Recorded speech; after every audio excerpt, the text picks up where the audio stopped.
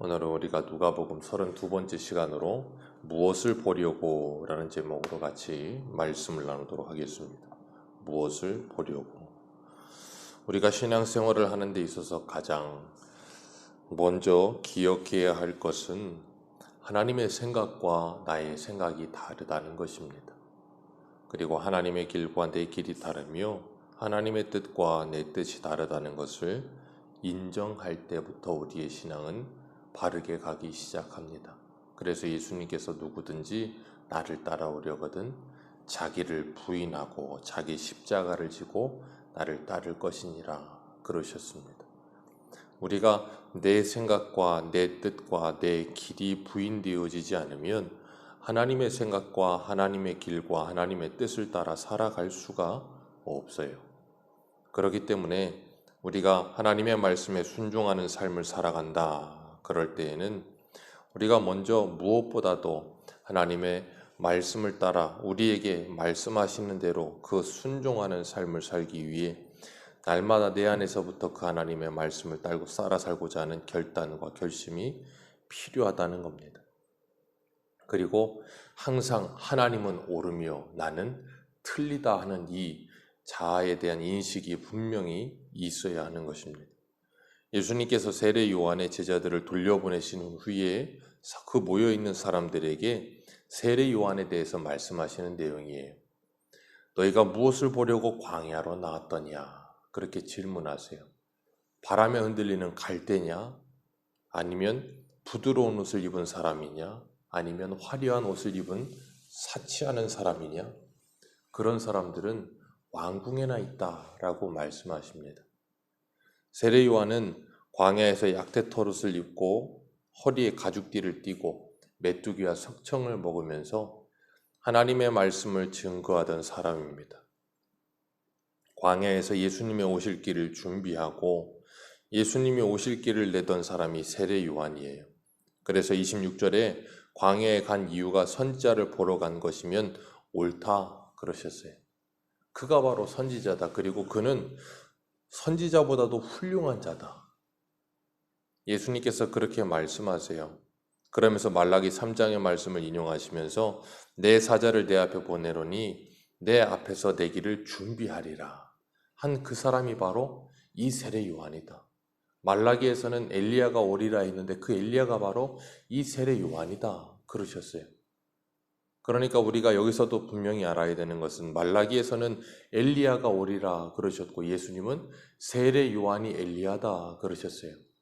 그러면 분명히 엘리야가 온다고 했으니 엘리야가 와야 하는데 그렇지 않고 세례 요한을 엘리야라 그러신단 말이에요. 그러면 엘리야가 세례 요한이 되어야 정상인 거예요. 우리는 끝까지 엘리야를 찾는 것이 아니라 예수님이 세례 요한이 엘리야다 그러면 그것에 아멘하고 순종이 되어야 하는 것입니다. 요한이 어떻게 나에게 사람들을 보내어 오실 그이가 당신이니까 아니면 다른 일을 기다리니까 하고 의심해서 세례 요한을 책망하시거나 어떻게 요한이 그럴 수 있느냐고 말씀하지 않으세요. 오히려 세례 요한이 얼마나 아름다운 믿음을 가진 사람인 줄 아느냐? 그러면서 요한을 이렇게 두둔하세요. 예수님의 사역과 세례 요한의 생각이 조금 차이가 있을지 몰라도 예수님은 그 세례 요한을 책망하지 않으시고 제자들을 보내시면서 너희들이 보고 들은 것을 전하라. 그러면서 세례 요한의 이 의심을 예수님께서 확신으로 바꾸어 주세요.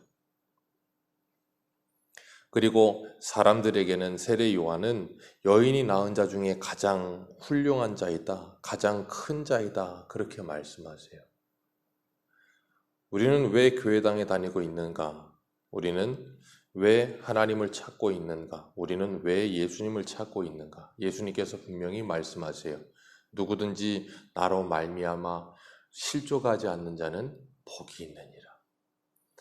사람들이 예배당을 찾고 예수님을 찾고 하나님을 찾는 이유가 화려한 옷을 입고 사치하는 것을 즐기며 인생의 성공을 원하며 자신의 소원을 성취하며 욕심을 만족을 누리기 위해 교회를 찾고 있다면 예수님 때문에 실족하게 될 거라는 거예요.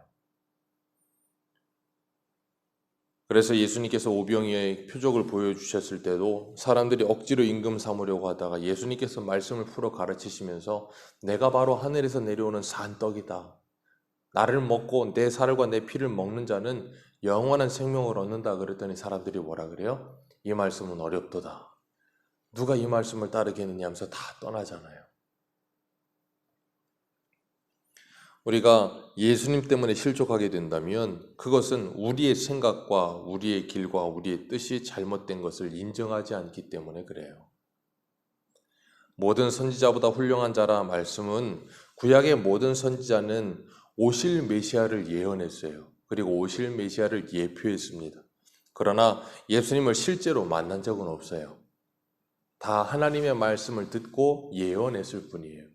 그런데 구약의 모든 선지자들이 예언한 그 예언이 세례 요한의 손가락이 되어서 세례 요한이 요한복음에서 예수님을 향해 뭐라 그래요? 보라, 세상 죄를 지고 가는 하나님의 어린 양이라.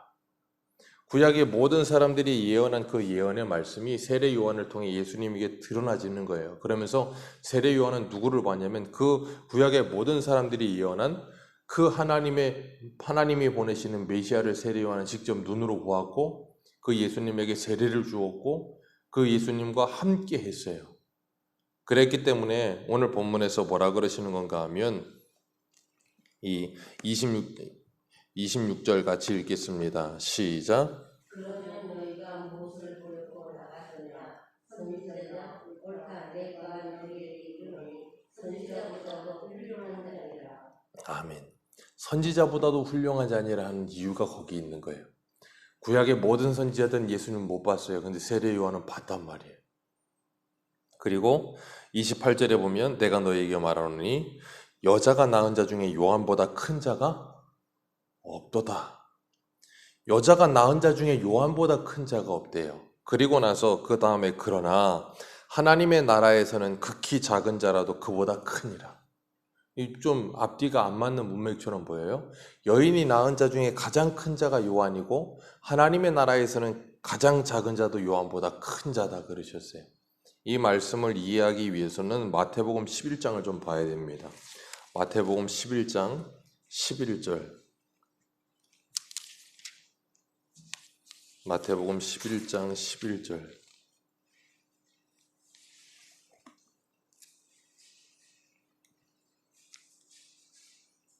오늘 본문하고 평행 구절인데 마태복음 11장 11절입니다. 우리 11절부터 14절까지 같이 읽겠습니다. 시작. 내가 진실로 너희에게 말하노니 여자가 낳은 자 중에 세례 요한보다 큰 이가 일어남이 없도다.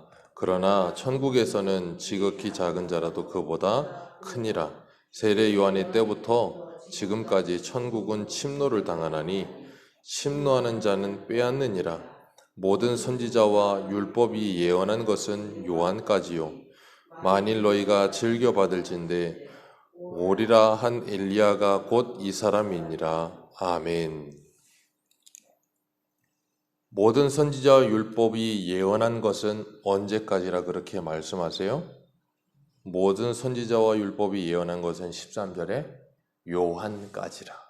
그러니까 세례 요한은 어떤 사람이냐면 마지막 선지자예요. 그러니까 세례 요한까지가 뭐냐면 구약이에요. 그렇게 생각하시면 돼요. 다시 한번 세례 요한이 마지막 선지자요 율법을 받은 자예요.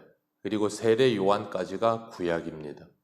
그래서 그 세례 요한까지가 이 옛 시대를 이야기하고 있는 거예요. 모세 율법 아래 놓여 있는 옛 시대. 그리고 세례 요한 후로 누가 오세요? 예수님이 오시죠. 예수님이 이 세상에 오심으로 말미암아 새 시대가 열려요. 그것을 오늘 본문 누가복음 7장에서는 하나님의 나라 그랬고 마태복음 11장에서는 천국 그랬어요. 그래서 이 세상 나라에 예수 그리스도가 뚫고 들어오심으로 하나님의 나라가 시작이 된 거예요.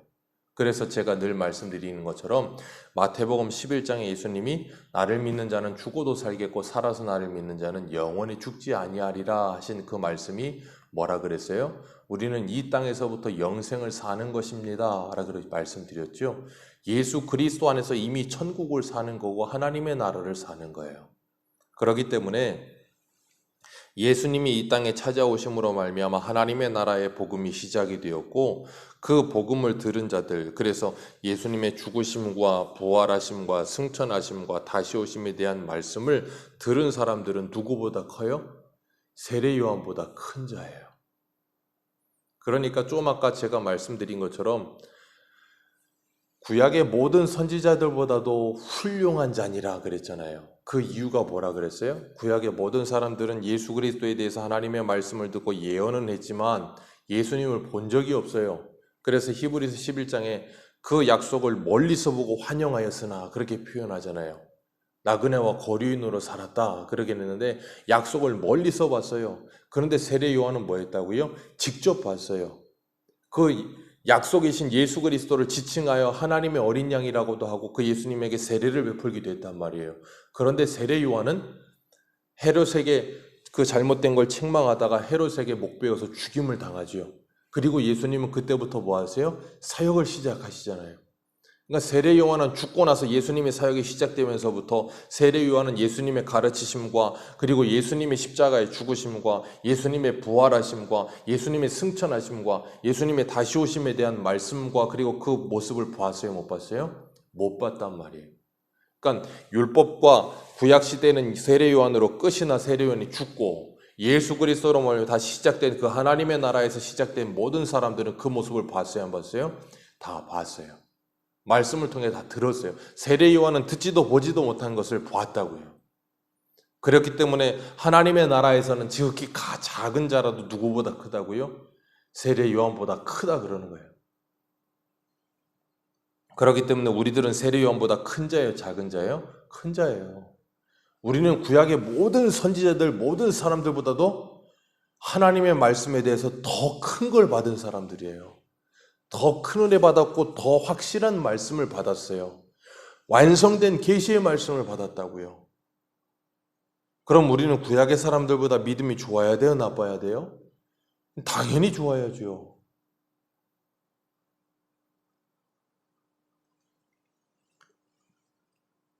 그들이 흔들리는 흔들림보다는 우리는 흔들림이 없어야 정상인 거예요.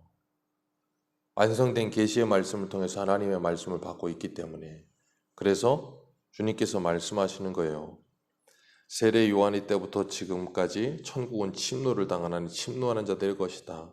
선지자 율법은 그리고 율법이 예언한 건 요한까지.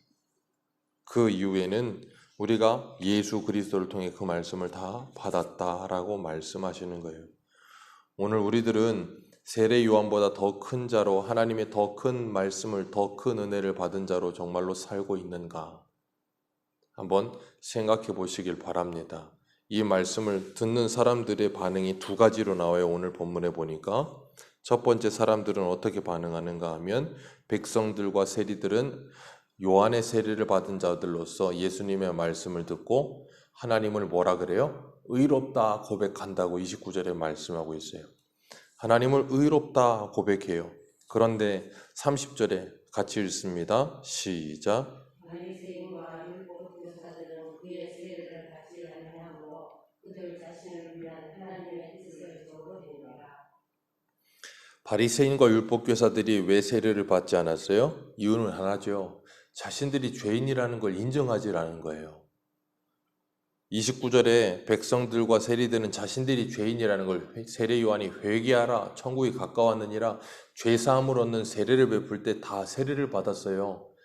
회개하고 예수 그리스도를 회개하고 자신이 죄인이라는 걸 인정하고 죄사함의 세례를 받는데 당시 종교 지도자들인 바리새인 율법교사들은 자기들이 죄인일 리가 없어요.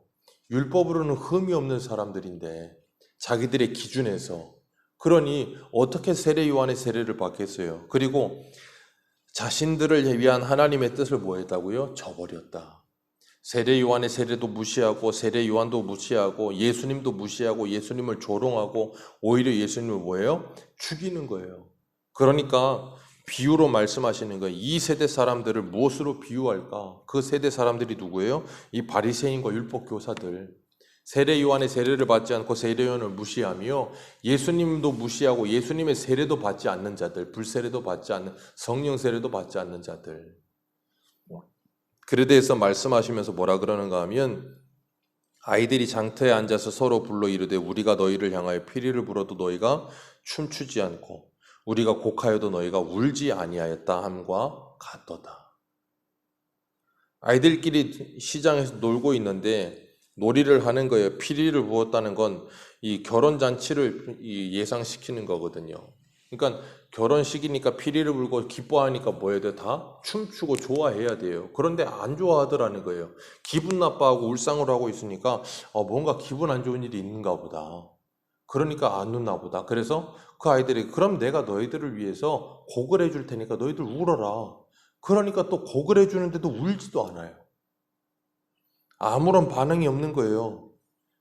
무관심과 무반응한 거예요. 이 두 가지 예가 뭔가 하면 세례 요한과 예수 그리스도를 말하는 거예요. 세례 요한이 말에 와서 전하고 세례를 베풀어도 무관심하고 무반응하고 예수님이 오셔서 그래도 예수님께서 뭐라 그러세요? 33절에 이 말씀을 그래서 하시는 거예요.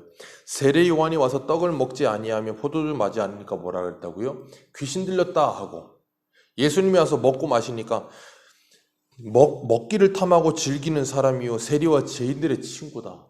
세례 요한이 와서 해도 뭐라 그러고 예수님이 와서 해도 뭐라 그러고 이래도 뭐라 그러고 저래도 뭐라 그러고 이도 저도 아닌 거예요. 그냥 싫은 거예요.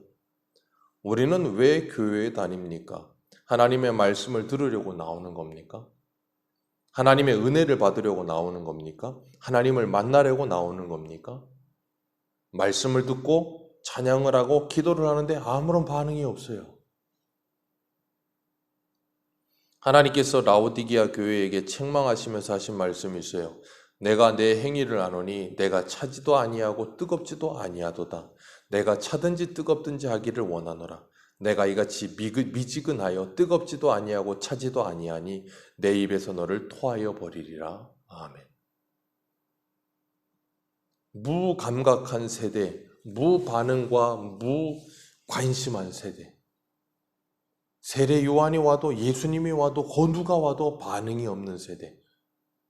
주님께서 뭐라 그러신다고요? 토하여 버리리라.